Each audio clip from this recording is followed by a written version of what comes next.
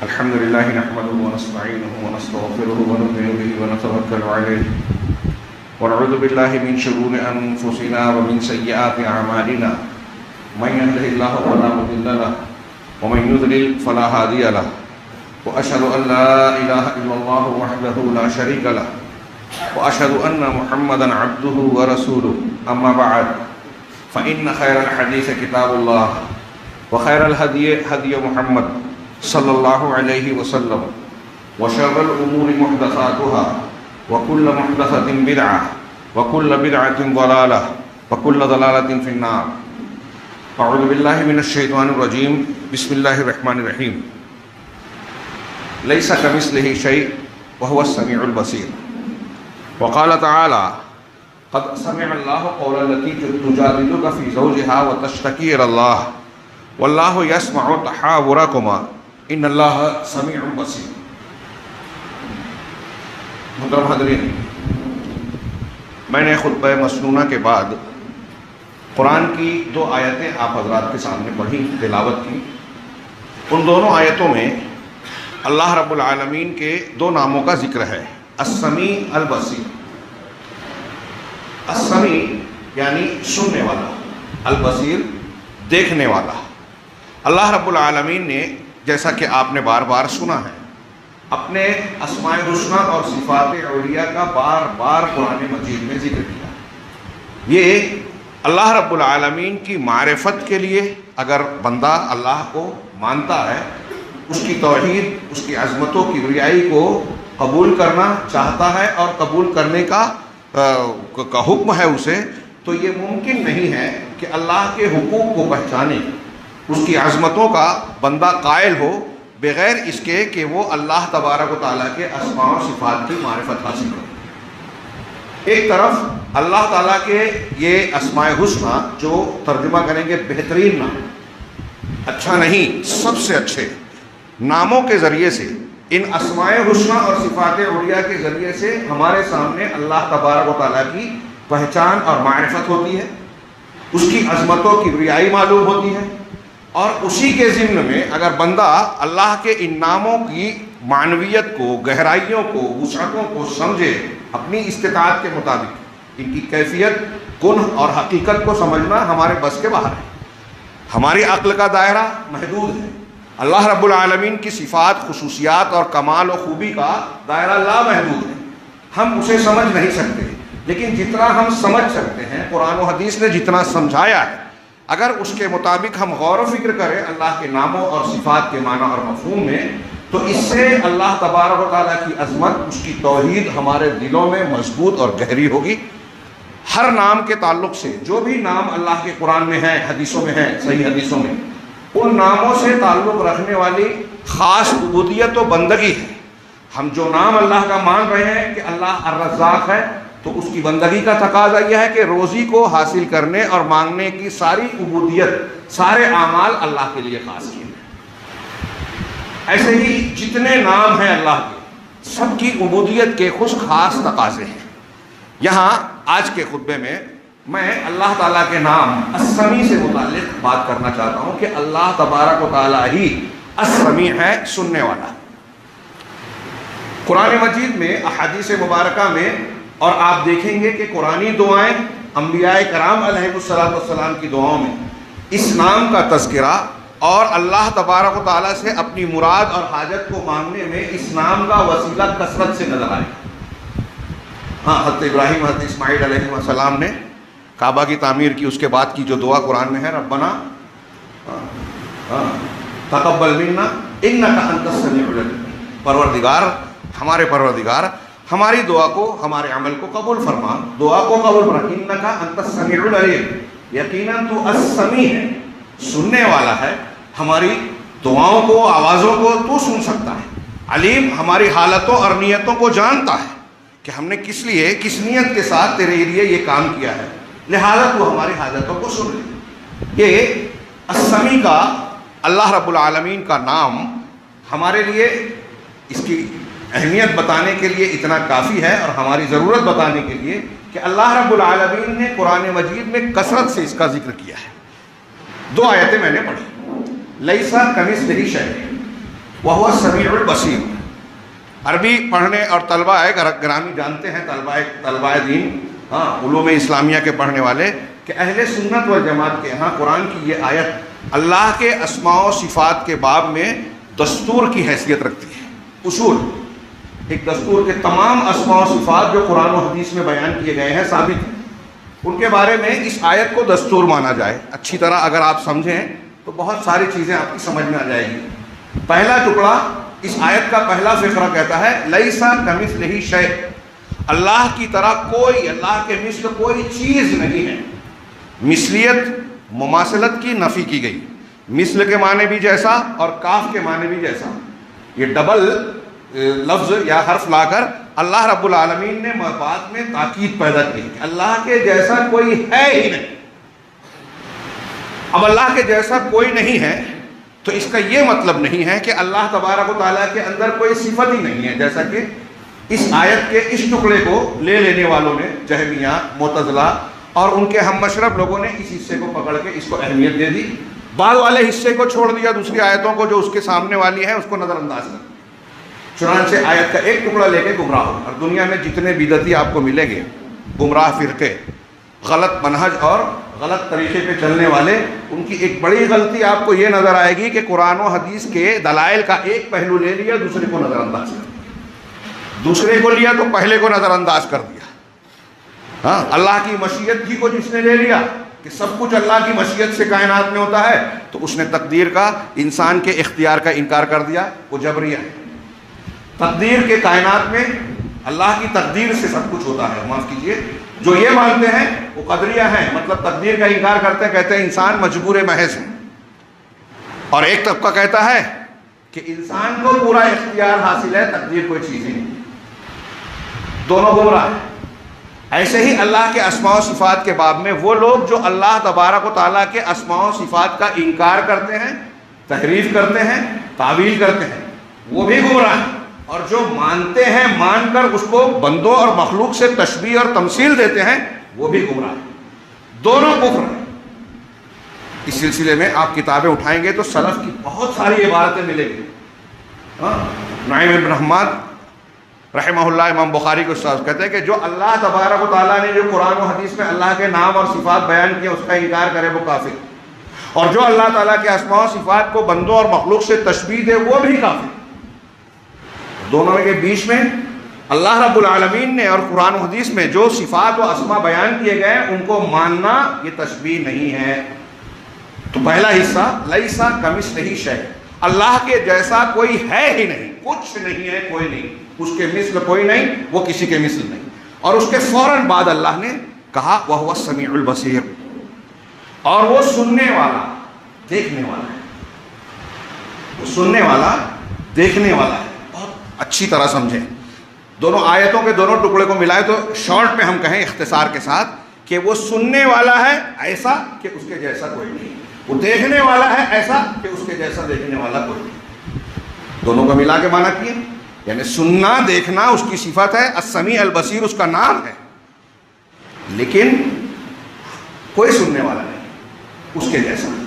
اللہ رب العالمین، بعض اہل علم نے بیان کیا کہ اللہ تبارک و تعالیٰ نے اپنی مثلیت کی ممانعت نفی کرنے کے بعد دو ایسے اسم صفاتی ناموں کا ذکر کیا جو عام طور سے دنیا کے سارے حیوانات میں پائی جاتی ہیں۔ آپ اور ہم بھی سنتے ہیں، ہاں، جتنے حیوانات ہیں تقریباً ہمارے معلومات کے مطابق، کوئی اگر استثناء ہوگا تو ہوگا، حیوانات تقریباً تمام آواز کو سنتے ہیں اور دیکھتے بھی ہیں اکثر و بیشتر، بلکہ تبھی حیوانات دیکھتے ہیں۔ تو حیوانات، انسان، جن دیکھتے بھی ہیں، سنتے بھی ہیں، اللہ بھی سنتا اور دیکھتا ہے، لیکن سارے حیوانات اللہ کی طرح نہیں، اللہ حیوانات کی طرح یا مخلوق میں سے کسی کی طرح نہیں۔ صفت مشترک ہے، لفظ مشترک ہے، دیکھنا سننا، لیکن ایک ایسا ہے۔ کیسے؟ اس کی تشریح کریں تو کئی خطبوں کا وقت کم پڑے گا کہ اللہ مخلوق کی طرح نہیں، مخلوق ہم عقلی دلیلیں غور و فکر کر کے دیویں۔ قرآن و حدیث میں جو دلیلیں ہیں صرف اگر اس پر آپ غور کریں، ام المومنین حضرت عائشہ صدیقہ رضی اللہ تعالیٰ عنہ کہتی ہیں، مسند احمد وغیرہ کی صحیح حدیث ہے، کہ میں گھر کے ایک کنارے میں تھی، حضرت خولہ رضی اللہ تعالیٰ عنہ صحابیہ ہیں، وہ اللہ کے رسول صلی اللہ علیہ وسلم کے پاس آئیں اپنے شوہر کی شکایت لے کے. اس کا شان نزول ہے سورہ مجادلہ کی پہلی آیت 28ویں پارے میں شروعات میں دیکھیے، قد سمع اللہ قول التی تجادلک فی زوجہا، جو میں نے آیت پڑھی تھی دوسری، کہ اللہ نے اس عورت کی آواز سن لی جو آپ سے اپنے شوہر کے سلسلے میں بحث و تکرار کر رہی تھی. تجادلک فی زوجہا، جدال کر رہی تھی، جھگڑا کر رہی تھی آپ کے اپنے شوہر کے بارے میں. وتشتکی الی اللہ، اور اللہ کے جناب میں اپنا شکوہ پیش کر رہی تھی. شان نزول واقعہ یہ ہے کہ ان کے شوہر نے ان سے زہار کر لیا تھا. زہار کہتے ہیں، زہار زہر سے بنا ہے پیٹھ. وہ عربوں میں ایک طریقہ تھا کہ ناراض ہو کے شوہر اپنی بیوی کو کہہ دیتا تھا کہ انت علیہ کظہر امی، تو مجھ پر ایسے ہی ہے جیسے میری ماں کی پیٹھ. میری ماں کی پیٹھ جیسے ہے میرے لیے ویسے تو ہو گئی. تو اس کا مطلب یہ ہوتا تھا کہ ماں بیٹے کے لیے حرام ہے، تو اب تو بیوی کی بجائے ماں کی طرح ہو گئی تو مجھ پر حرام ہو گئی. اس کو وہ لوگ طلاق شمار کرتے تھے جاہلیت میں. اب ایک آدمی نے ایسا کہہ دیا تو اب وہ رجوع کرنا چاہتا ہے، تو اس کے لیے کیا، عہد جاہلیت میں جو تھا اس کو زہار کہا جاتا ہے. یہ شکایت کی اور ان آیتوں میں آگے اسی کے احکامات بیان کیے. کوئی اگر اپنی عورت سے زہار کرتا ہے اور پھر رجوع کرنا چاہتا ہے تو اس کو رجوع کرنے کے لیے ایک غلام کی آزادی، 2 مہینے کا مسلسل روزہ یا 60 مسکینوں کو کھانا کھلانے کا تذکرہ قرآن کی ان آیتوں میں آگے کیا گیا ہے. اب وہ عورت اپنا یہ شکوہ لے کر اللہ کے نبی صلی اللہ علیہ وسلم کے جناب میں آئی. ام المومنین حضرت عائشہ کہتے ہیں کہ میں گھر کے کنارے میں تھی، وہ اللہ کے رسول صلی اللہ علیہ وسلم سے بات چیت کر رہی ہے، سوال جواب اور بحث و تکرار کر رہی ہے. مجھے سمجھ میں نہیں آ رہا ہے کہ وہ کیا کہہ رہی ہے. ہاں، گنگناہٹ سنائی دے رہی ہے، کیا کہہ رہی ہے مجھے پتہ نہیں. لیکن اللہ تبارک و تعالیٰ نے قرآن اتار دیا. قد سمع اللہ قول التی تجادلک فی زوجہا، اللہ نے سن لیا اس عورت کی آواز، بات جو آپ سے اپنے شوہر کے سلسلے میں بحث کر رہی تھی، تکرار کر رہی تھی. وتشتکی الی اللہ، اور اللہ سے جناب میں شکوہ کر رہی تھی. واللہ یسمع تحاورکما، اور اللہ تم دونوں کی بات چیت، سوال جواب، محاورہ، مکالمہ، تم دونوں کے مکالمے کو سن رہا تھا. دیکھیے آیت کے شروع میں سمع، یہ فعل ماضی ہے پاسٹ ٹینس. یسمع یہ مضارع کہلاتا ہے عربی میں، جو حاضر اور مستقبل کے معنی کو دیتا ہے. اس ایک ہی آیت میں سمع بھی ہے، یسمع بھی ہے، اور پھر آگے السمیع بھی ہے. واللہ یسمع تحاورکما ان اللہ سمیع علیم، یقیناً اللہ سننے والا، دیکھنے والا ہے. سمیع بھی ہے، یسمع بھی ہے، سمیع بھی ہے. کہا اللہ کی صفت سمع سے متعلق یہ آیت سب سے واضح صراحت پر مبنی ہے. ماضی بھی، مضارع بھی، اور اس میں فعیل کے وزن پہ بمانے سامع. کچھ لوگ یہ تعویل کرتے ہیں کہ سمیع بمانا مسمع ہے، سنانے والا، لیکن یہ انتہائی غلط تعبیر ہے. سمیع کا معنی ہو سکتا ہے مسمع، لیکن جب قرآن میں خود سمع یسمع اللہ کے لیے استعمال ہوا ہے، بار بار ہوا ہے، تو یہ کہنا کہ اللہ سنتا نہیں ہے بلکہ سناتا ہے، بالکل غلط تشریح ہے. تو اللہ تبارک و تعالیٰ کے لیے اس سے معلوم ہوا کہ سمع کی صفت ہے. حضرت عائشہ کہہ رہی ہے کہ میں قریب میں گھر کے ایک حصے میں موجود ہوں، وہ اللہ کے رسول صلی اللہ علیہ وسلم سے بحث کر رہی ہے، مجھے نہیں سمجھ میں آ رہا ہے وہ کیا کہہ رہی ہے. اللہ تعالیٰ نے عرش کے اوپر سے اس کی آواز سن لی. حضرت عبداللہ ابن مسعود کی وہ روایت یاد کیجئے جو مرفوعاً بھی بعض کتابوں میں ہے کہ یہ دنیا سے ہم کو جو آسمان نظر آئے وہ 500 سال کے فاصلے پر، پھر ہر آسمان 500 سال کے فاصلے پر ہے. 7ویں آسمان سے کرسی 500 سال کے فاصلے پر، کرسی سے پانی جس پر عرش ہے وہ پانی 500 سال کے فاصلے پر ہے، اور عرش اس پانی کے اوپر ہے. اللہ رب العالمین عرش کے اوپر ہے. وَلَا يَخْفَى عَلَيْهِ مِنْ أَعْمَالِكُمْ شَيْئًا. حضرت ابن مسعود کہتے ہیں کہ آسمان اتنی فاصلے پر ہے اور تمہارے اعمال میں سے کوئی بھی چیز اللہ رب العالمین سے مخفی نہیں ہے. بعض علماء نے وضاحت کی کہ کالی رات میں کالے پتھر پہ کالی چونٹی چل رہی ہے، جو اس کی چلنے کی آواز کو بھی اللہ تعالیٰ سنتا ہے، ہمارے دل کی دھڑکنوں کو سنتا ہے. السمیع کا معنی کہا، یہ حضرت عائشہ کہتی ہیں اسی حدیث میں کہ الحمدللہ الذی یحیط، کیا ہے، الحمدللہ الذی تبارک الذی وسع سمعہ کل شیء، کہ بابرکت ہے وہ ذات جس نے جس کی سمع نے، سماعت نے تمام چیزوں کو گھیر رکھا ہے. اور دوسرے الفاظ ہیں الحمدللہ الذی وسع سمعہ الاصوات. اس ایک جملے کو غور کیجیے کہ تمام تعریف اس اللہ کے لیے ہے جس کی سماعت نے تمام آوازوں کو گھیر رکھا ہے. اللہ کی سماعت، سننے کی قوت اور صلاحیت کا، صفت کا، خوبی کا اندازہ لگائیے کہ دنیا میں، کائنات میں جتنی آوازیں ہیں سب کو سنتا ہے. یہاں ابو القاسم الاصبہانی کی ایک عبارت میں نے نوٹ کی، بڑی پیاری. ان کو قوام السنہ کہا جاتا ہے. ان کی کتاب الحجہ فی بیان المحجہ عقیدے میں بہت شاندار کتاب مانی جاتی ہے. کہا، یہ کہتے ہیں کہ اللہ کے اسماء حسنہ میں سے ایک نام ہے السمیع. سمیع، اللہ رب العالمین سمیع ہے، سننے والا. تو معنی کیا کیا کہ وہ سمیع ہے، مخلوق کی، تمام مخلوقات کی دعاؤں کو سننے والا ہے، ان کے الفاظ کو سنتا ہے. اندہ تفرقہم واجتماعہم، یہ ان کی عبارت میں ہے، اچھی طرح سمجھیں کہ الگ الگ بھی جو دعا کرتے ہیں، بیان کرتے ہیں، بات کرتے ہیں، ان کو بھی سنتا ہے رب العالمین، دعاؤں کو، باتوں کو. اور اگر اکٹھا کرے تب بھی سنتا ہے. تو تفرق ہو یا اجتماع ہو، سب کو سنتا ہے. غور کیجئے، تفرق اور اجتماع. اس کی تشریح کے لیے صحیح مسلم کی وہ حدیث قدسی دماغ میں لائیے. امام احمد بن حنبل جس حدیث کے بارے میں کہتے ہیں کہ اہل شام کی سب سے شاندار حدیث ہے، یا عبادی یا عبادی کر کے جو لمبی حدیث ہے، اس کا آخری جملہ، اس حدیث کا تقریباً آخری حصہ جو ہے، اللہ تعالیٰ نے کیا کہا؟ یا عبادی، اے میرے بندو، لو ان اولکم وآخرکم وانسکم وجنکم کانوا فی صعید واحد، کہ تم میں کا پہلا انسان اور آخری انسان، سارے انسان اور سارے جنات. غور کیجیے، پہلا انسان آدم علیہ السلام، آخری انسان جس پر قیامت واقع ہوگی سب سے آخر، اس کے بیچ کے جتنے انسان ہیں، سارے انسان، سارے جنات، اول آخر انسان جنات، قاموا فی صعید واحد، ایک ہی میدان میں سب اکٹھا ہو جائیں. سارے انسان، سارے جنات، اول و آخر ایک انسان، ایک میدان میں اکٹھا ہو جائیں. فسألونی، اور پھر مجھ سے سوال کریں اللہ سے. فسألونی، مجھ سے مانگے. ایک ہم سب کہیں یا پورے انسان جنات کہیں مجھے اللہ یہ چاہیے، یہ چاہیے، یہ چاہیے. فآتیت کل انسان مسألۃ. اب ظاہر سی بات ہے یہاں سننے کا ذکر ہے، لیکن مجھ سے مانگے اور میں ہر انسان کو، جن ہو یا انسان، ہر ایک کو اس کا سوال پورا کرتا جاؤں. اس کا مطلب سب کی سن رہا ہے تبھی تو دیتا جائے گا. لا ينقص ذلك مما عندي الا كما يغمس المخيط في البحر. تو میں سب کو دیتا جاؤں تو اس سے میرے خزانے میں کوئی کمی نہیں ہوگی سوائے اتنی جیسے کسی سوئی کو سمندر میں ڈبویا جائے. صحیح مسلم کی حدیث قدسی میں آخری جملہ ہے یہ. تو اللہ رب العالمین سے پوری کائنات کے انسان اور جنات بیک وقت کہیں. شیخ کہہ رہے ہیں ابو الاصبہانی، سب کی اللہ سنے گا. اب اس میں کیسے؟ مع اختلاف السنتہم و لغاتہم، سب کی زبان اور لہجہ الگ الگ ہے، بول چال، زبان سب کی الگ ہے، سب کی سنے گا رب العالمین. اتنا ہی نہیں، آگے اور بھی کہ سنتا کیسے ہے؟ یعلم ما فی قلب القائل قبل ان یقول. اور جو کہنے والا، دعا مانگنے والا اللہ سے مانگ رہا ہے، وہ اس کے کہنے سے پہلے اللہ یہ جانتا ہے کہ اس کے دل میں کیا ہے.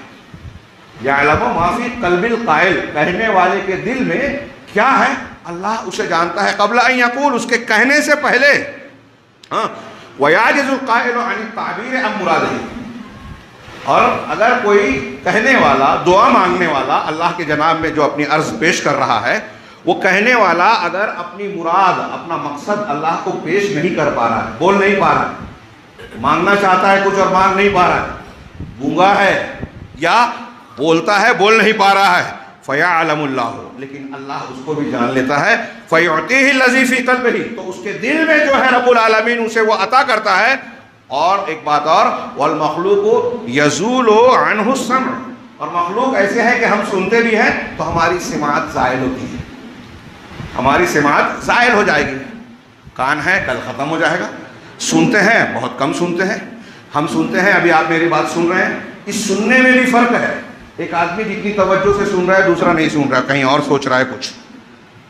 تو میں جو کہہ رہا ہوں وہ اگرچہ موجود ہے، میری طرف دیکھ رہا ہے، لیکن وہ سمجھ نہیں رہا ہے کیونکہ اس کا دماغ کہیں اور. یہ سننے کا فرق ایک ہوا. پھر کچھ سنا کچھ نہیں سنا، یہ فرق ہوا. پھر اس کے بعد جو ہے کچھ بہرا پن ہوتا ہے، یہ فرق ہوا، کوئی سو گیا، یہ فرق ہوا. اب میں اکیلا بول رہا ہوں تو سن رہا ہے، دو لوگ بولنے لگے تو نہیں سن پائے گا، الجھن ہوگی. 3-4 لوگ یہاں جتنے بیٹھے ہیں سب لوگ بولنے لگے، کیا سن پائے گا؟ اللہ تبارک و تعالیٰ کا سننا کیسا ہے؟ یہی وہ بھی سن لیجئے جو ہمارے یہاں لوگ دلیل دیتے ہیں کہ امام کے پیچھے اگر امام مقتدی سب سورہ فاتحہ پڑھیں گے تو اللہ تعالیٰ کا معاملہ ایسا نہیں ہے. آپ ایک آدمی کو اگر جماعت میں جائے تو ایک آدمی کو نمائندہ بناتے ہیں، سب کے سنتے ہیں. وہ ایک ٹیبل مناظرہ بتاتے ہیں کہ امام حنیفہ کے پاس کچھ لوگ آئے، فاتحہ خلف الامام کے بارے میں پوچھا تو کہا سب بولو گے تو میں سن پاؤں گا کیا؟ کہا نہیں. کہا کوئی ایک بات کرے، کہا ہاں. کہا ایسے ہی جب اللہ کے سامنے تم جماعت سے جا رہے ہو تو ایک بولے گا، سب کی کیا ضرورت ہے بولنے کی؟ یہ کوئی بات ہوئی؟ مخلوق کو اللہ پر یا اللہ کو مخلوق پر قیاس کر رہے ہیں. اگر سورہ فاتحہ امام کے ساتھ مقتدی پڑھ لینے سے اللہ رب العالمین کے لیے مسئلہ ہو رہا ہے تو ایسا اللہ سمیع کہاں ہوا کہ اس کی سننے کی صفات. اور امام کے پیچھے سورہ فاتحہ پڑھنے سے اگر آپ کا یہ معاملہ یہ دلیل دے رہے ہو کہ نہیں پڑھنا چاہیے تو پھر رکوع میں سبحان ربی العظیم نہ پڑھیں، سجدے میں سبحان ربی الاعلیٰ یا دوسرے اذکار نہ کریں، تشہد میں جو دعائیں اذکار ہیں وہ نہ پڑھیں کیونکہ امام تو پڑھ رہا ہے. یہ دلیل انتہائی لیچر، کمزور اور اللہ رب العالمین کی شان میں میں کہتا ہوں کہ گستاخی ہے اگر یہ کوئی مثال دیتا ہے. اللہ رب العالمین شیخ کہہ رہے ہیں اور قرآن حدیث کہہ رہی ہے کہ پوری کائنات کے لوگ اگر آواز نکالیں، بات کریں، اللہ تبارک و تعالیٰ ہر ایک کی آواز کو سنتا ہے. کوئی چھپا کر کہے سواء منکم من اسر القول ومن جہر بہ ومن هو مستخف باللیل وسارب بالنہار. تم میں کوئی شخص اگر اپنی بات کو چھپاتا ہے، آہستہ آہستہ دل میں کہتا ہے یا جہرن کہتا ہے، رات کی تاریکی میں ہو یا دن کے اجالے میں، اللہ رب العالمین سے کوئی بھی چیز کبھی بھی مخفی نہیں ہوتی. حضرت ابو موسیٰ اشعری رضی اللہ تعالیٰ عنہ سے روایت ہے کہ ہم ایک سفر میں تھے نبی صلی اللہ علیہ وسلم کے ساتھ. فَكُنَّا إِذَا عَلَوْنَا كَبَّرْنَا. جب ہم بلندی پہ جاتے تو بلند آواز سے تکبیر کہتے. یہ دیکھیے یہ بھی ایک سنت ہے کہ پہاڑی کے اونچائی پہ چلے تو اللہ اکبر کہیں، نشیب کی طرف آئیں تو سبحان اللہ کہیں. تو ہم تیز سے اللہ اکبر کہتے تھے تو نبی کریم صلی اللہ علیہ وسلم نے کہا، یہ بخاری مسلم کی حدیث ہے، آپ نے فرمایا اربعوا علی انفسکم، اپنے ساتھ نرمی کرو، ارفقوا علی انفسکم، نرمی اور تحمل سے کام لو. فانکم لا تدعون اصم ولا غائبا، تم ایسی ذات کو نہیں پکار رہے ہو جو بحری ہو یا غائب ہو. اللہ بحرا نہیں ہے، غائب بھی نہیں ہے. ولیکن تدعون سمیعا بصیرا قریبا، لیکن تم جسے پکار رہے ہو نا وہ سمیع ہے، سننے والا، بصیر ہے، دیکھنے والا، قریب ہے، تم سے نزدیک ہے، ذات سے نہیں، علم سے، قدرت سے، تمہاری شہ رگ کی سے بھی زیادہ قریب ہے، تمہارے احساسات سے بھی واقف ہے. یہاں شیخ عبدالرزاق نے السمیع کا ذکر کرتے ہوئے اس کے اثرات کا ایک ذکر کیا کہ اللہ تبارک و تعالیٰ انسان کے راز کو اور سرگوشیوں کو اگر ہم دھیرے دھیرے سرگوشی کریں نا اس کو بھی جانتا ہے. قرآن میں ہے کہ اگر 2 لوگ سرگوشی کرتے ہیں تو تیسرا اللہ ہے، 4 لوگ کرتے ہیں تو 5واں اللہ ہے. اللہ نے فرمایا ام یحسبون الا نسمع سرهم ونجواهم، کیا وہ یہ سمجھتے ہیں کہ ہم ان کے بھید کو جو دل میں چھپا کے رکھا ہے، راز کو اور ان کی سرگوشیوں کو نہیں سنتے؟ بلا، کیوں نہیں. ورسلنا لدیہم یکتبون، اتنا ہی نہیں کہ ہم سن رہے ہیں بلکہ ہمارے رسول یعنی فرشتے، لکھنے والے کاتبین اعمال، وہ ان کے پاس بیٹھے لکھ رہے ہیں. صحیحین میں عبداللہ ابن مسعود کی روایت ہے کہ 2 قریشی اور ایک ثقفی یا 2 ثقفی اور ایک قریشی ایک جگہ اکٹھا تھے. بڑے گوشت پوشت والے تھے لیکن عقل کے کورے تھے، بے وقوف لوگ تھے، دل ان کا کم فہم تھا. تو انہوں نے ان میں سے ایک نے سوال کیا کہ کیا تمہارا خیال ہے کہ اللہ ہم جو کچھ کہتے ہیں اللہ سنتا ہے؟ تو دوسرے نے جواب دیا کہ اگر ہم تیز سے بات کرتے ہیں جہرن تو اللہ سنتا ہے، اور اگر سرگوشی کرتے ہیں تو نہیں سنتا. اور دوسرے نے کہا کہ نہیں، ہم تیز سے کہیں یا مخفی کر کے، اللہ سب سنتا ہے. تب اللہ تعالیٰ نے یہ آیت اتاری وما کنتم تستترون ان یشهد علیکم سمعکم ولا ابصارکم ولا جلودکم، اور جو تم اس بات کو چھپاتے تھے کہ تم پر گواہی دیں گے تمہارے کان، تمہاری آنکھیں، تمہاری چمڑیاں، لیکن تم نے یہ سمجھ رکھا تھا کہ اللہ تعالیٰ ولیکن ظننتم ان اللہ لا یعلم کثیرا مما تعملون، تمہارے بہت سے اعمال کو اللہ تبارک و تعالیٰ جانتا نہیں. اس مبارک سیاق کے بعد شیخ نے ذکر کیا کہ اس سے ہم کو ایک دلیل یہ ملتی ہے کہ اگر بندہ یہ سمجھے کہ اللہ تبارک و تعالیٰ ہماری باتوں کو نہیں سنتا، ہم کچھ چیزیں اللہ سے چھپا سکتے ہیں، کچھ چیزیں اللہ تبارک و تعالیٰ سے وقت مخفی رہتی ہے، تو یہ اس کو گناہ میں بڑھاوا دینے والی چیز ہے۔ ایسا آدمی گناہ کرنے میں جری ہو جاتا ہے، اور اس کے بالمقابل جو یہ جانتا ہے، مانتا ہے، یقین رکھتا ہے کہ اللہ ہر وقت ہماری ہر بات کو جان رہا ہے، ہم کہیں بھی وہ سنتا ہے، یہ چیز اس کو گناہ سے روکتی ہے، چاہے وہ کتنے بھی پردے بھی ہو۔ غیبت، چغلی، برائی بیان کرنے سے، جھوٹ بولنے سے، اپنی زبان کا غلط استعمال سے، غلط کلام نکالنے سے بڑھتا ہے۔ اللہ رب العالمین نے اس کا ذکر سورہ فصلت میں کیا، وَذَلِكُمْ ظَنُّ الَّذِي ظَنَنْتُمْ بِرَبِّكُمْ، یہ تمہارا گمان ہے، بدگمانی، غلط فہمی ہے جو تم نے اپنے پروردگار کے تعلق سے پال رکھی ہے، گمان کر رکھا ہے۔ ارداکم، تم کو جس نے پیچھے ڈال دیا، برائی میں مبتلا کر دیا، فَأَصْبَحْتُم مِّنَ الْخَاسِرِينَ، اور تم خسارہ اٹھانے والوں میں سے ہو گئے۔ فَإِن يَصْبِرُوا فَالنَّارُ مَثْوًى لَهُمْ، اگر وہ اسی پر ڈٹے رہے تو ان کا جہنم ان کا ٹھکانہ ہوگا۔ یعنی اللہ رب العالمین نے کہا کہ یہ جو لوگوں نے سمجھ رکھا ہے کہ اللہ ہماری باتوں کو سنتا نہیں ہے، ہم چھپا کے کر سکتے ہیں، اس سے ان کے کردار میں منفی اثر پڑتا ہے، ان کو برائی کے راستے پر لے جاتا ہے اور وہ گناہوں میں پڑ گئے۔ اب یہاں میں وقت کم ہے اس لیے کہوں، اللہ تبارک و تعالیٰ کا سننا جو اللہ کی طرف مضاف ہوتا ہے کہ سنتا ہے اللہ، یہ کئی قسم کا ہوتا ہے۔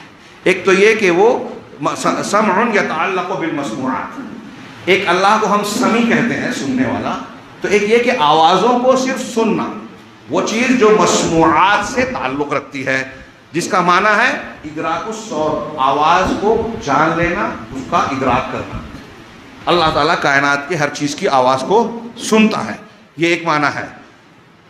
اور دوسرا، یہ ہم نے پڑھا بار بار کہ اللہ ہر چیز کو سنتا ہے۔ دوسرا معنی اس کا یہ ہے سمع کا بمعنی استجابہ، قبول کرنا، دعا کو سن کر اس کو قبول کرنا۔ اللہ سبحانہ و تعالیٰ صرف آواز کو یا دعا کو سنتا نہیں ہے، اسے قبول بھی کرتا ہے۔ اسی لیے اللہ تعالیٰ کے اس میں ان ربی لسمیع الدعاء، یقیناً میرا پروردگار دعا کو سننے والا ہے۔ سننے والا کا مطلب یہاں صرف آواز نہیں بلکہ سن کر اس کو قبول کرنے والا۔ اور جو آواز کے سننے والا معنی ہے وہ کئی قسموں کی سماعت ہوتی ہے، صرف سننا یا آواز کا جان لینا یہ نہیں، بلکہ اس میں تین چیزیں ہوتی ہیں کہ اللہ تبارک و تعالیٰ جب کہتا ہے کہ اللہ تمہاری باتوں کو سن رہا ہے تو اس کا ایک مطلب صرف سننا نہیں ہوتا بلکہ اس میں دھمکی ہوتی ہے۔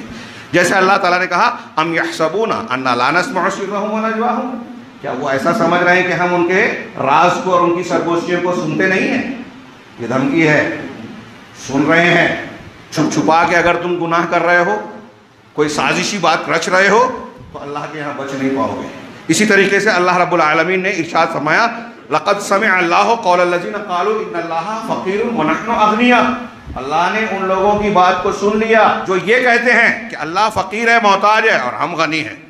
اللہ ہم سے مانگ رہا ہے اللہ کے راستے میں خرچہ کرو، تو یہاں اللہ نے سن لیا، مطلب اللہ کو یہ معلوم ہوا نہیں، دھمکی دے رہا ہے کہ تمہاری یہ گستاخی جو تم کر رہے ہو، تم یہ جو جرأت مندی سے اللہ رب العالمین کی شان میں اہانت والی بات کہہ رہے ہو، اللہ اسے سن رہا ہے، اور سن رہا ہے تو اس کی پکڑ کرے گا، چھوڑے گا نہیں۔ ایک دوسرا معنی اس کا یہ ہوتا ہے سننے کا کہ تائید، میں سن رہا ہوں، اس کا مطلب یہ کہ میں تمہارے ساتھ ہوں۔ قرآن میں اللہ رب العالمین نے حضرت موسیٰ اور حضرت ہارون کو کہا کہ جاؤ فرعون کے پاس، اس کو دعوت دو، ایسے احکامات دیے سورہ طٰہٰ میں۔ تو ان کو جب انہوں نے اندیشہ ظاہر کیا کہ میں نے ان سے ایک جرم کیا تھا، مجھ سے غلطی ہو گئی تھی، تو اللہ تبارک و تعالیٰ نے ان دونوں کو حکم دیتے ہوئے کہا کہ جاؤ ان کے پاس، اننی معکما اسمع و ارا، میں تم دونوں کے ساتھ ہوں، میں تم دونوں کے ساتھ ہوں، سن رہا ہوں اور دیکھ رہا ہوں۔ اللہ کے ساتھ ہونے کا ایک معنی یہاں واضح ہو رہا ہے، خود قرآن بتا رہا ہے۔ یہ جو ہمارے صوفی لوگ وحدت الوجودی، حلولی، اشعری، ماتریدی جو کہتے ہیں نا اللہ ہر جگہ ہے ذات کے ساتھ، اس کا رد ہو رہا ہے قرآن سے۔ اللہ کیسے ساتھ میں ہے موسیٰ علیہ السلام اور ہارون علیہ السلام کے؟ قرآن کہہ رہا ہے اسمع و ارا، میں تم دونوں کے ساتھ ہوں۔ کیسے ہوں؟ اسمع و ارا، سن رہا ہوں، دیکھ رہا ہوں، تمہاری آواز سن رہا ہوں، تمہارے مخالفین کی آواز، اور تمہارے حالات کو دیکھ رہا ہوں۔ علامہ ابن کثیر اور دوسرے مفسرین نے اس کی تفسیر کہ تمہاری جگہ، تمہارے مقام، تمہارے حالات کو جانتا ہوں، تمہاری آواز، کیفیت اور تمہاری طلب کو سنتا ہوں، لہذا میں تمہارے ساتھ ہوں، تمہاری تائید کر رہا ہوں۔ یہاں صرف سننا مراد نہیں ہے کہ سن رہا ہے اور دیکھ رہا ہے، اسی طرح کبھی سننے کا معنی احاطے کا مفہوم رکھتا ہے، جیسے اللہ تبارک و تعالیٰ کا یہ جو فرمان جو ہم نے پڑھا، قد سمع اللہ قول التی تجادلک فی زوجہا، یعنی اللہ تبارک و تعالیٰ تمام آوازوں کو سنتا ہے، دیکھتا ہے۔ یہ ایک بات۔ اب یہ جو سننا ہے، اللہ کی یہ جو خصوصیت اور یہ صفت کی ہم کی کشادگی اور وسعت کو جانیں، یہاں یہ بھی اللہ رب العالمین کی عظمت اور اس کی صفت کی کشادگی میں اس کی عظمت معلوم ہو رہی ہے، ساتھ ہی ساتھ اس کی توحید ثابت ہو رہی ہے کہ اللہ جیسا سننے والا ہے، کائنات کی کوئی اور ہستی اس طرح سننے والی نہیں ہے۔ قرآن میں کئی مقامات پر اللہ رب العالمین نے مشرکین کے شرک کا رد کرتے ہوئے کہا کہ تم جن کو پکار رہے ہو وہ تمہاری پکار کو سن ہی نہیں سکتے۔ ہاں، اللہ تبارک و تعالیٰ نے حضرت ابراہیم علیہ السلام کی دعا جو اپنے باپ سے انہوں نے جو دعوت دی تھی اس کا کہا وَاذْكُرْ فِي الْكِتَابِ ابراہیم اِنَّهُ كَانَ صِدِّيقًا نَبِيًّا، وہ اپنے باپ سے اِذْ قَالَ لِأَبِيهِ، جب حضرت ابراہیم نے اپنے باپ سے کہا یا ابت لما تعبد ما لا يسمع ولا يبصر ولا يغني عنك شيئا، کہ ابا جان آپ اس کی عبادت کیسے اور کیوں کر رہے ہیں جو نہ سن سکتا ہے، نہ دیکھ سکتا ہے اور نہ آپ پہ کوئی کام آ سکتا ہے۔ سوچئے حضرت ابراہیم علیہ السلام کہہ رہے ہیں کہ تم اس کی عبادت کیوں کر رہے ہو جو نہ سن سکتا ہے نہ دیکھ سکتا ہے۔ یہاں ایک بات کا ذکر کر دوں، شاید موقع نہ ملے، جہمیہ معتزلہ، یہ نام بار بار آتا ہے، آپ سوچیں گے یہ ہے نہیں، ان کے اثرات آج کے کچھ فرقوں میں ہیں۔ جہمیہ اللہ تعالیٰ کے سننے کے نام، سمیع نام کو اور سننے والی صفت دونوں کا انکار کرتے ہیں۔ معتزلہ کہتے ہیں اللہ سمیع ہے، نام مانتے ہیں لیکن سننے والا ہے، اس کا انکار کرتے ہیں۔ ہاں، یعنی یہ کہتے ہیں کہ اللہ سمیع ہے۔ سمیع کا معنی کیا ہے پھر؟ یعنی اللہ تبارک و تعالیٰ کو تمام مسموعات کا علم ہے۔ اشاعرہ، جن کو اشعری کی جمع، ہمارے ہندوستان کے حنفی جو ہیں وہ اپنے آپ کو اشعری ماتوریدی کہتے ہیں، ابو الحسن اشعری کے مسلک پر، ماتوریدیہ کے مسلک پر، اور ابو الحسن اشعری خود توبہ کر کے اہل سنت کے طریقے پہ آ گئے تھے۔ تو یہ اشاعرہ اللہ کی صفت سمع، سننے کو مانتے تو ہیں لیکن اس کی تشریح عجیب و غریب کرتے ہیں، الگ الگ ان کے کئی گروہ ہیں۔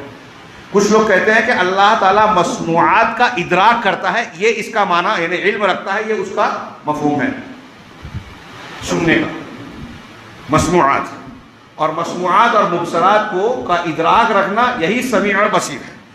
کچھ لوگ اور اس کی تشریح کرتے ہیں، یعنی امام غزالی وغیرہ کہتے ہیں، یہ اشعری تھے، کہ اللہ تعالیٰ کے علم کی طرف لوٹتا ہے، سننا اور دیکھنا علم کی طرف۔ اور ابو باقلانی وغیرہ جو معتزلہ میں وہ یہ کہتے ہیں، آپ سوچیں کہ میں کیوں ذکر کر رہا ہوں، کہ اس لیے ذکر کر رہا ہوں کہ اللہ کے ناموں میں بھی لوگ گمراہ ہوئے ہیں اور ہمارے ارد گرد اس طرح کی تشریحات پائی جاتی ہے، یہ نام نہیں لیتے، الگ بات۔ وہ یہ کہتے ہیں کہ اللہ تبارک و تعالیٰ کا سمیع اور بصیر ہونا دراصل علیم کی ایک زائد صفت ہے، علیم کا ہی حصہ ہے۔ مقصود کہ اللہ تعالیٰ سنتا ہے، دیکھتا ہے، اس کا مطلب جن چیزوں کو دیکھا جاتا ہے، جن چیزوں کو سنا جاتا ہے، ان کا علم رکھتا ہے۔ علماء نے اس کا بہت بھرپور رد کیا۔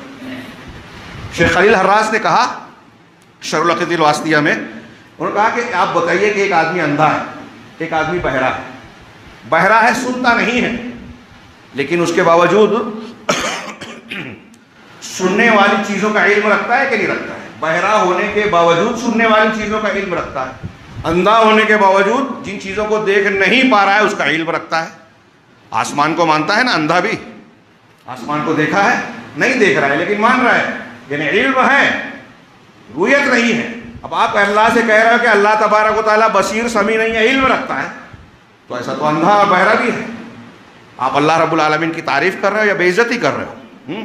تو اللہ تبارک و تعالیٰ کے سلسلے میں یہ لوگ گمراہی کا شکار ہیں۔ یہ میں نے بہت ہلکا سا ذکر کیا، یہاں یہ کہہ رہا ہوں کہ مشرکین کو اللہ تبارک و تعالیٰ نے، حضرت ابراہیم نے، یہ قرآن کی 5-6 آیتیں ہیں، سب کو میں پیش نہیں کر سکتا، اللہ تبارک و تعالیٰ یا حضرت ابراہیم رد کر رہے ہیں کہ اے ابا آپ اس کی عبادت کیسے کرتے ہو جو سنتا نہیں دیکھتا نہیں۔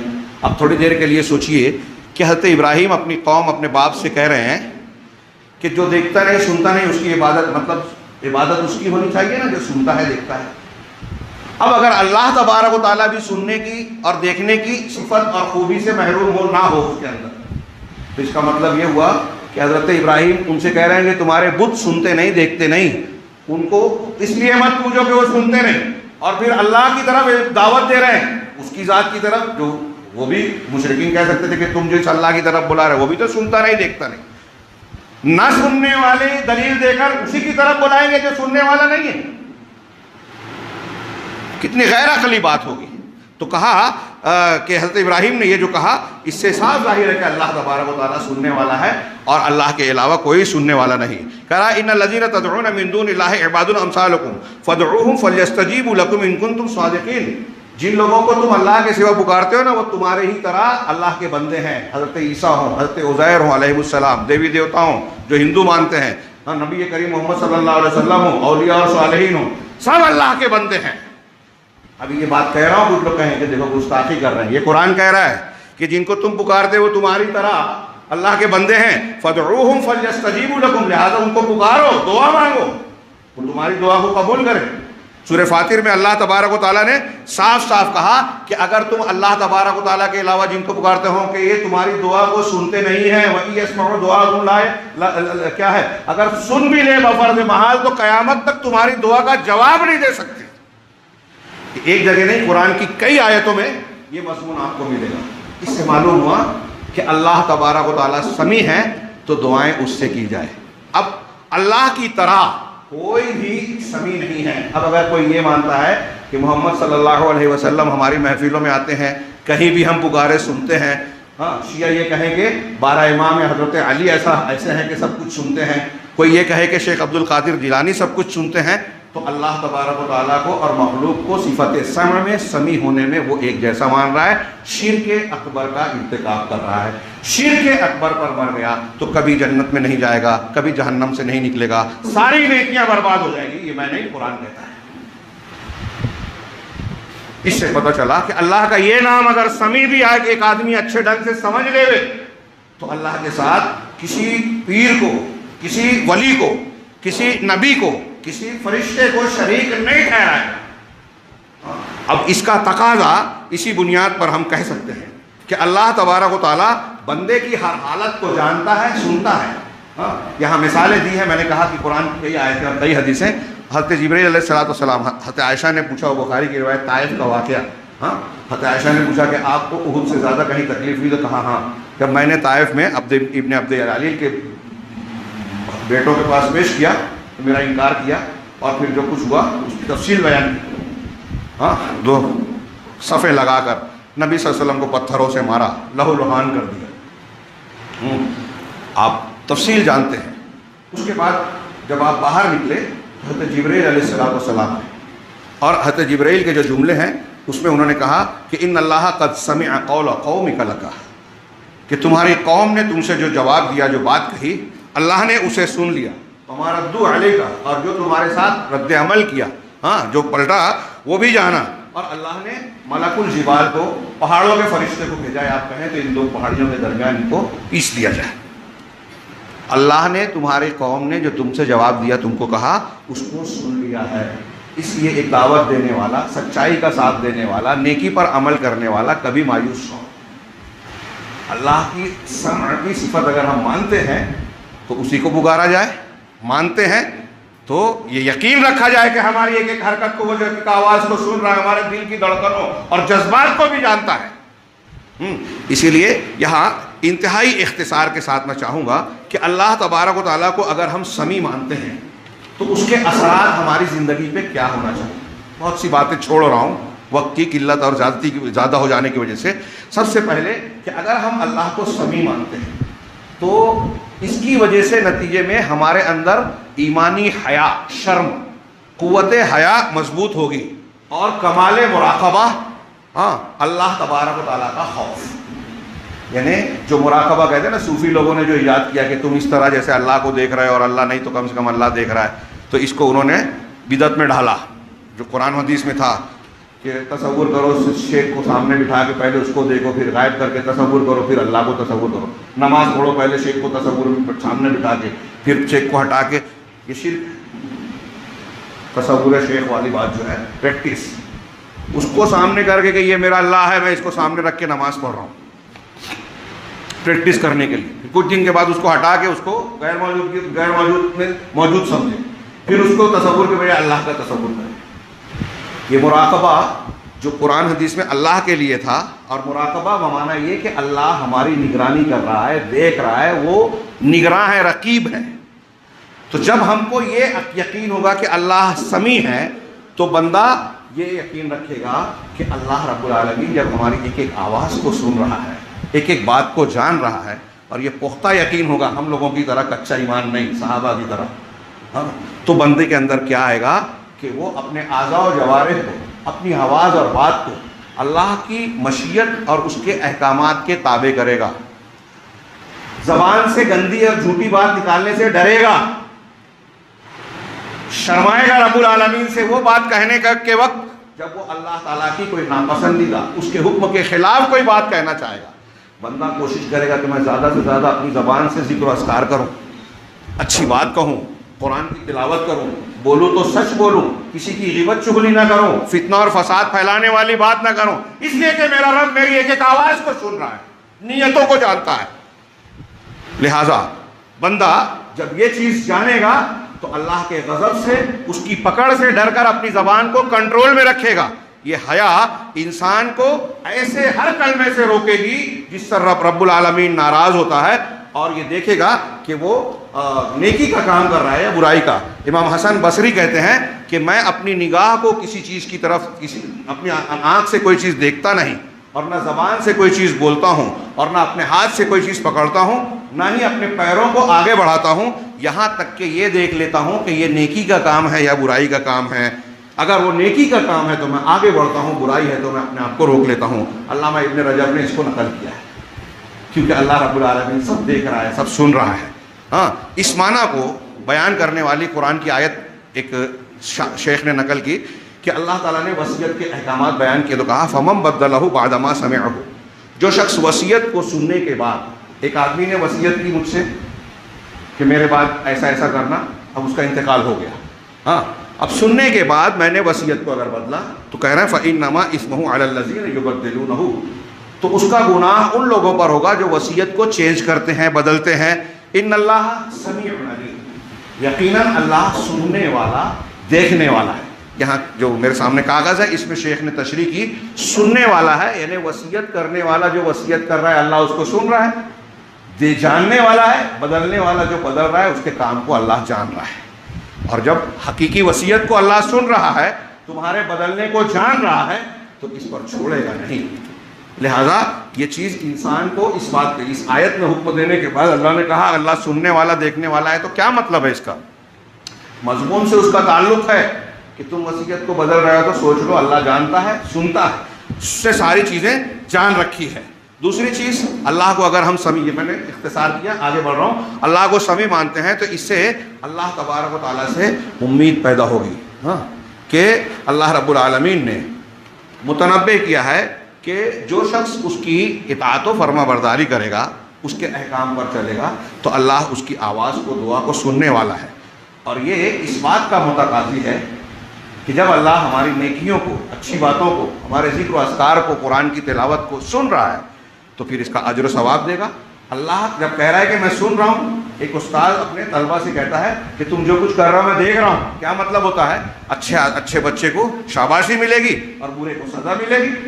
تو ایسے ہی جب اللہ کہتا ہے کہ اللہ تمہاری باتوں کو سن رہا ہے، تمہارے کاموں کو جان رہا ہے، اس میں یہ دھمکی اور یہ ترغیب ہوتی ہے کہ جب اللہ جانتا ہے، سنتا ہے، تو تمہارے اچھے کاموں پر تم کو اچھا بدلہ دے گا۔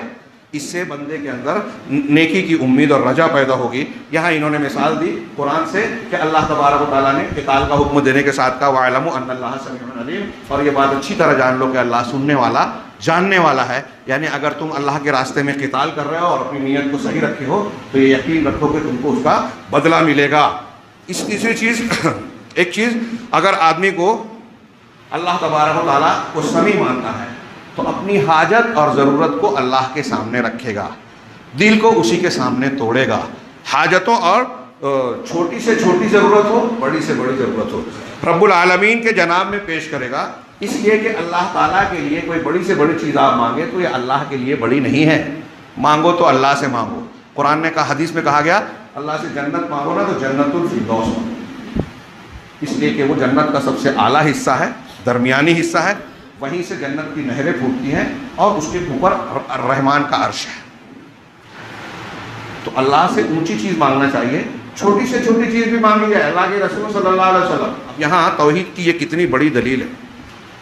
قرآن میں ہم پڑھتے ہیں، یہ اچھی طرح دماغ میں رکھیں، انبیاء کرام کو اولاد چاہیے۔ حضرت زکریا، حضرت ابراہیم کو اولاد مانگ رہا ہے، اللہ سے مانگ رہا ہے۔ حضرت موسیٰ علیہ السلام مدین گئے، اللہ سے کہہ رہے ہیں رب انی لما انزلت الی من خیر فقیر۔ حضرت سلیمان علیہ السلام کو بادشاہت ملی، دوسری نعمتیں ملی، شکر ادا کیا، ہاں، اور رب اغفر لی وہب لی ملکا لا ینبغی لأحد بعدی، اور پروردگار مجھے بخش دے اور ایسی سلطنت دے جو میرے بعد کسی کو روا نہیں۔ انبیاء کرام اللہ سے مانگ رہے ہیں اور کہہ رہے ہیں کہ تو سننے والا، دعا کو قبول کرنے والا ہے۔ حضرت ابراہیم مانگ رہے ہیں، محمد رسول اللہ مانگ رہے ہیں۔ کتنی کھلی کھلی دلیل ہے توحید کی۔ پھر بھی کوئی پیر بابا قبر بزرگوں سے دعا مانگتا ہے، ان کو حاجت روا مشکل کشا مانتا ہے، تو کتنی بے وقوفی کی بات ہے۔ مشرک سے بڑا احمق انسان، بے وقوف آدمی کوئی ہوتا ہی نہیں۔ اللہ رب العالمین کہہ رہے ہیں مجھ سے مانگو میں دوں گا، بادشاہوں کا بادشاہ، کائنات کا خالق و مالک کہہ رہے ہیں مجھ سے مانگو، آپ کہہ رہے ہیں آپ سے نہیں، میں دوسرے سے بولوں گا، وسیلہ لگاؤں گا، تو یہ اللہ کی بات نہیں سن رہے۔ ادعونی استجب، مجھ کو پکارو، میں سن رہا ہوں نا، میں جواب دوں گا، قبول کروں گا، یہ اللہ کہہ رہا ہے۔ تو اللہ تبارک و تعالیٰ سے اگر مانگنا ہے، جب سننے والا وہ ہے، وہ کہہ رہا ہے مجھ سے مانگو، تو اسی کے سامنے حاجتیں پیش کی جائے، مانگا جائے۔ آج مسلمانوں کی، آپ کے، ہم کو گھر سے کتنی بھی ضرورت ہے، میرے بھائیو یہ بات خاص طور سے دھیان رکھیے، ہر حال میں ہم کتنے بھی مجبور لاچار ہو جائیں، کتنا بھی ہم کو بے بس کر دیا جائے، کوٹریوں میں بند کر دیا جائے، ہاتھ پیر باندھ دیا جائے، ہاں، ہمارے دل، ہمارے ایمان، اللہ سے ہمارے تعلق کو کوئی روک نہیں سکتا، کوئی جوڑ نہیں سکتا۔ علامہ ابن تیمیہ کہتے تھے کہ میرے دشمن میرا کیا بگاڑ لیں گے، ہاں، میری جنت میرے ساتھ ہے، مجھے قید کرتے ہیں قید خانے میں تو میری خلوت ہے، مجھے جلا وطن کرتے ہیں تو یہ میری سیاحت ہے، اگر مجھ پر ظلم زیادتی کرتے ہیں تو یہ میری عبادت اور مظلومیت ہے، ہر حال میں اگر مجھے قتل کرتے ہیں تو میری شہادت ہے، میری جنت میرے ساتھ ہے، میں جہاں کہیں رہوں۔ ایسے ہی ایک بندہ مومن آپ اور ہم کتنے بھی مجبور ہو جائیں، پریشان ہو جائیں، کوئی بڑی سے بڑی حکومت آ جائے ہمارے خلاف، سازش رچے، فوج ہو، حکومت ہو، ہم اللہ رب العالمین سے دعا کر سکتے ہیں، وہ کتنا بھی بند کر دے، اللہ ہماری دعاؤں کو سننے والا ہے۔ حضرت یونس علیہ السلام مچھلی کے پیٹ میں ہیں، لا الہ الا انت سبحانک انی کنت من الظالمین کہہ رہے ہیں، اللہ تعالیٰ نے کہا کہ ظلمات، تاریکیوں میں اللہ نے ان کی سنی، وہی سننے والا ہے۔ تو جب یہ چیز ہمارے ذہن و دماغ میں آئے گی تو ہم اللہ سے مانگیں گے، اپنی حاجتیں کسی اور کے سامنے پیش نہیں کریں گے۔ یہ سمیع اگر ہم مانتے ہیں تو اللہ سے مانگنا چاہیے، دعا اللہ سے کی جائے۔ جو شیخ عبد القادر جیلانی کو، فلاں بزرگ کو، فلاں پیر کو، حضرت علی کو یا فلاں المدد پکارتا ہے غیر اللہ کو، وہ اللہ کو السمیع نہیں مان رہا ہے، اللہ کی شان میں گستاخی کر رہا ہے، وہ اللہ تبارک و تعالیٰ کو جاننے والا نہیں۔ جہاں ان کو پکار رہا ہے جو سن نہیں سکتے، وہیں جو ہے اللہ کی شان میں گستاخی کر رہا ہے۔ یہاں انہوں نے اس کی ایک مثال بھی دی، ہاں تھوڑا وقت زیادہ ہو گیا ہے لیکن 2-4 منٹ سن لیجئے کہ اللہ رب العالمین نے کہا ہنالک دعا زکریا ربہ، اس وقت حضرت زکریا کا ذکر کیا سورہ آل عمران میں، جب انہوں نے دیکھا حضرت مریم کے پاس بے موسم پھل آ رہا ہے، پوچھا یہ پھل کہاں سے، ابھی تو بازار میں بھی نہیں ہے، انا لک ھذا، تو انہوں نے جواب دیا ہوا من عند اللہ، اللہ کی جانب سے۔ تو جب حضرت زکریا نے کہا اللہ تعالیٰ ان کو بے موسم پھل دے رہا ہے تو میں بوڑھا ہو گیا ہوں، مجھے اللہ سے اولاد مانگنی چاہیے، اولاد نہیں تھی، نبی ہیں اولاد نہیں، آج پیروں فقیروں سے لوگ اولاد مانگتے، نبی کے پاس طاقت ہوتی تو اپنی اولاد نہیں مانگ لیتے، لے لیتے، وہ خود دعا کر رہے ہیں، کوئی پیر ولی، کوئی دنیا کے سارے اولیاء مل کر کسی نبی کے مقام کو نہیں پہنچ سکتے۔ کتنی صاف دلیل ہے توحید کی، کوئی اولاد نہیں دے سکتا اللہ کے سوا۔ یہ حضرت زکریا نبی ہیں، کہا رب حبلی من لدنک ذریۃ طیبہ، پروردگار، انہوں نے دعا کی، وہاں زکریا نے دعا کی، کیا بھی کہ پروردگار تو مجھے ذریت طیب یعنی نیک اولاد عطا فرما، صرف اولاد نہیں مانگی، ذریت نہیں مانگی، طیب نیک اولاد۔ کہا آگے انک سمیع الدعاء، یقیناً تو دعا کو سننے والا ہے۔ دعا کو اب اس کی جو تشریح کی ہے، اس کا موقع نہیں ہے کہ پوری تشریح، بڑی شاندار ہے، کاش کے وقت ہوتا۔ شارٹ میں آپ دماغ میں رکھیے کہ حضرت زکریا علیہ السلام جو نبی ہیں، وہ اللہ کو پکار کے اولاد مانگ رہے ہیں اور ساتھ کہہ رہے ہیں کہ تو دعا کو سننے والا ہے، قبول کرنے والا۔ مطلب قبول بھی تو کر سکتا ہے، اولاد دینا بھی تیری ہی طاقت ہے، اور میں جو دعا مانگ رہا ہوں وہ دعا بھی تو ہی سن سکتا ہے۔ اس سے پتہ چلا کہ حاجتیں اور ضرورتیں اللہ کے بارگاہ میں پیش کی جائیں۔ آپ کو ہم کو جو بھی ضرورت ہے، کوئی مخلوق، کوئی اللہ کا بندہ کتنا بڑا پیر ولی ہو، اگر اللہ نہیں چاہتا، اگر اللہ نے کسی کی قسمت میں اولاد نہیں لکھی ہے تو دنیا کے کائنات کے سارے موجود فرشتے، سارے اولیاء، سارے انبیاء مل کر اسے اولاد نہیں دے سکتے۔ یہ جب تک ہم نہیں مانیں گے اللہ پر ایمان لانے والے نہیں ہیں، ہمارا ایمان توحید نہیں ہوگی صحیح۔ اللہ کے بغیر کوئی کچھ نہیں کر سکتا۔ میں آپ کو تماچا مار سکتا ہوں، اللہ نہ چاہے تو نہیں مار سکتا، ماروں گا اس وقت جب اللہ تعالیٰ چھوٹ دے گا، اسی کو ہم توفیق کہہ لیں۔ تو یہ کوئی کسی چیز کی طاقت رکھتا ہے، اللہ نہ چاہے تو طاقت رکھ کے بھی نہیں کر سکتا۔ ایسے کتنے منصوبے فیل ہوتے ہیں، کیوں ہوتے ہیں؟ کہ اللہ نے بچا لیا ہم کہتے ہیں۔ تو حضرت زکریا کے اس واقعے کے بعد انہوں نے کہا کہ حضرت زکریا کو اولاد نہیں تھی، اور سورہ مریم میں آپ شروع میں دیکھیں کہ انہوں نے اپنے حصی کمزوریوں کا بھی ذکر کیا، رب انی وہن العظم منی واشتعل الراس شیبا، بڑھاپا آ گیا، بال سفید ہو گئے، ہڈیاں جو ہے وہ جو ہے کمزور ہو چکی تھی، ہاں، اور پھر اتنا ہی نہیں، بیوی جو ہے وہ بانجھ ہو چکی ہے، عمر دراز ہو چکی ہے۔ اس کا ذکر حضرت زکریا نے کیا، لیکن اس کے بعد بھی حضرت زکریا نے چپ کے اللہ تبارک و تعالیٰ سے دعا کی، سوال کیا، اور یہ یقین رکھا کہ اللہ تعالیٰ دعاؤں کو سننے والا، قبول کرنے والا ہے۔ وہ ان کی ندا کو سن رہا ہے، ان کی دعا کا جواب دے سکتا ہے، قبول کر سکتا ہے۔ چنانچہ بشارت آئی، فنادت الملائکہ، فرشتوں نے ان کو پکارا، وہو قائم یصلی فی المحراب، وہ اپنی حجرے میں کھڑے نماز پڑھ رہے تھے، ان اللہ یبشرک بیحییٰ، کہ اللہ تمہیں یحییٰ علیہ السلام کی بشارت دیتا ہے، مصدقا بکلمۃ من اللہ، جو اللہ کی جانب سے کلمے کی تصدیق کرنے والا ہے۔ یہاں دیکھیے کہ وہ دعا مانگ رہے ہیں، فرشتوں کی طرف سے جو ہے بشارت آ گئی، اللہ تبارک و تعالیٰ کی طرف سے اعلان آ گیا۔ ہاں، یہاں اس وقفے میں ہم کو غور کرنے والا ہے کہ ہمیں کوئی بھی مصیبت، تکلیف، ضرورت، حاجت، مشکل پیش آ رہی ہے، اللہ رب العالمین کے جناب میں رکھنا چاہیے، اسی سے مانگنا چاہیے۔ ولا بد ہونا کہہ رہے کہ یہاں ایک تنبیہ ہے جس کی وضاحت کرنا ضروری ہے کہ بہت سارے ناقص ایمان والے اللہ تعالیٰ کی اس صفت کے بارے میں جو ہے کوتاہی کے شکار ہیں، ایمان ان کا صحیح نہیں ہے۔ اور انہوں نے وہی ذکر کیا کہ بہت سے لوگ اللہ کی بجائے بزرگوں کو، پیروں کو، قبر والوں کو، اولیاء کو، صالحین کو، انبیاء کو اور دوسری مخلوقات کو پکارتے ہیں۔ ایسا کرنے والے جہاں ان لوگوں کو پکار رہے ہیں، ان تدعوہم لا یسمعوا دعاءکم، قرآن کہتا ہے کہ اگر تم ان کو پکارو گے تو تمہاری پکار کو وہ سن نہیں سکتے۔ وَلَوْ سَمِعُوا مَا اسْتَجَابُوا لَكُمْ، اور اگر سن بھی لے تو تم کو جواب نہیں دے سکتے۔ وَيَوْمَ الْقِيَامَةِ يَكْفُرُونَ بِشِرْكِكُمْ، اور قیامت کے دن تمہارے اس شرک کا انکار کریں گے، نہیں ہم نے یہ کہا ہی نہیں تھا، انہوں نے ہماری عبادت کی ہی نہیں۔ وَلَا يُنَبِّئُكَ مِثْلُ خَبِيرٍ، اور خبیر ذات اللہ کی اس طرح آپ کو کوئی نہیں بتائے گا یہ حقیقی باتیں۔ اب آپ کے پیر صاحب اور اصحاب جبہ و دستار، دکان چلانے والے آپ کو دھوکہ دے رہے ہیں کہ پیروں سے مانگو، اولیاء سے مانگو، اللہ والوں اور والیوں سے مانگ لو، دے دیں گے۔ ہاں، قرآن کہہ رہا ہے کہ تمہاری پکار نہیں سنیں گے، سن لے تو دے نہیں سکتے۔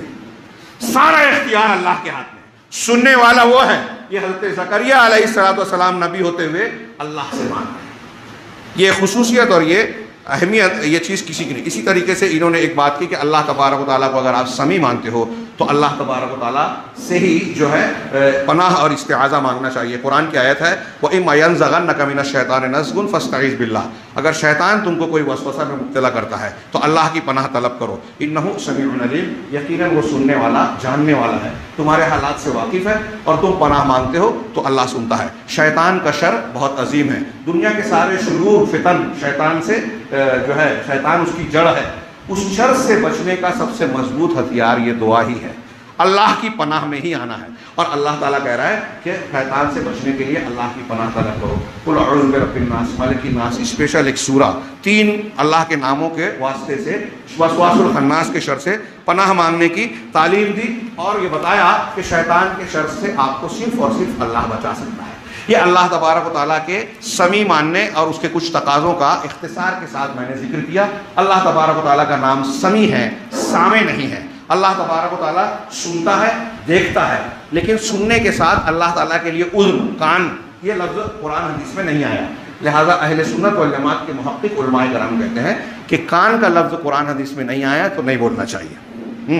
سمع کا لفظ ہے، اللہ کے لیے سمع ہے جس سے وہ سنتا ہے، بصر ہے جس سے وہ دیکھتا ہے، کان نہیں ہے. عین کا لفظ ہے آنکھ کا، وہ ہم تو قرآن حدیث میں اللہ تعالیٰ کی ذات و صفات کے بارے میں ہمارا یہ اصول ہے اہل سنت والجماعت کا. یعنی قرآن، یہ وہ اہل سنت نہیں جو ہمارے یہاں بولتے ہیں.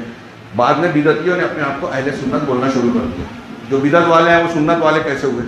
سنت کو چھوڑتے ہیں، سنت کی مخالفت کرتے ہیں، وہ اہل بدعت ہے.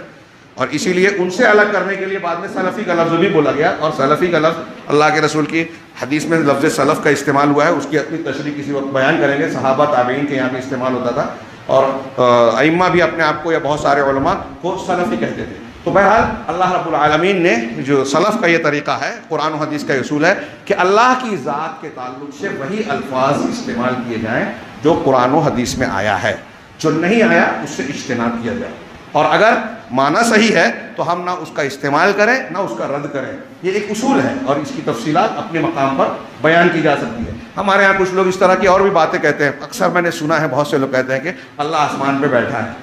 نہیں بولنا چاہیے. بیٹھا کا لفظ قرآن حدیث میں نہیں ہے اللہ کے لیے. لہٰذا التزام کرنا چاہیے کہ جو لفظ اور معنی اللہ کے لیے استعمال ہوا ہے اسی کو استعمال کریں اور اس کے معنی اور مفہوم کو صحیح ڈھنگ سے سمجھنے کی کوشش کریں.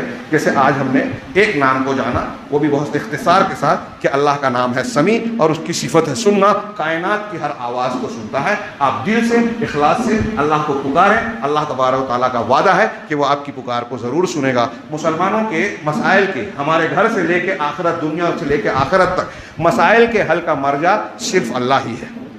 مصیبتوں میں بچانے والا اللہ ہے، ضرورتوں کو پورا کرنے والا اللہ ہے، جہنم سے بچانے والا، عذاب قبر عذاب آخرت سے بچانے والا اللہ ہے. کوئی پیر، کوئی بابا، کوئی دوسرا نہیں اگر اللہ نہ چاہے. لہٰذا ہم ان سب چیزوں کے لیے اللہ کی طرف رجوع کریں. اب جب ہم اللہ سے مانگ رہے ہیں، سن رہا ہے، وہ دعا مانگ رہے ہیں، تو اس کا تقاضا یہ بھی ہے کہ ہم اللہ رب العالمین کی فرما برداری کریں. ایک طرف ہم نافرمانیاں کریں، اللہ رب العالمین کے منع کیے ہوئے عقائد و اعمال اور منہج کو اختیار کریں اور پھر دعا کریں، تو پھر یہ امید نہیں رکھنا چاہیے کہ اللہ تعالیٰ دعا کو قبول کرے گا. دعا کی قبولیت کے آداب اور نہ قبول ہونے کے اسباب یہ اپنے مقام پر بیان ہوتے ہیں. اللہ رب العالمین سے دعا ہے کہ وہ ہمیں اپنی ذات اور صفات سے متعلق صحیح علم اور عقیدے کو اختیار کرنے کی توفیق عطا فرمائے اور ان کے تقاضوں کے مطابق بندگیوں کو انجام دینے کی توفیق دے. پھر اس کی برکت سے دنیا اور آخرت میں کامیابی سے نوازے. اقول قولی ھذا واستغفر اللہ لی ولکم سائر المسلمین وصلی اللہ علی نبینا محمد. بارک اللہ لنا ولکم فی القرآن المجید ونفعنا وإیاکم بالآیات والذکر الحکیم انہ تعالی جواد کریم ملک بر